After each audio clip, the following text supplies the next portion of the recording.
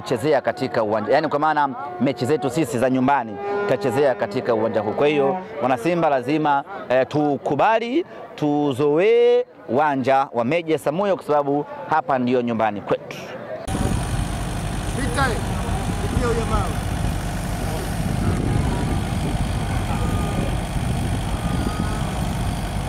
Mechi zetu sisi za nyumbani tachezea katika uwanja huu. Kwa hiyo wana Simba lazima tukubali tuzoee uwanja wa Meja Samuyo kwa sababu hapa ndiyo nyumbani kwetu.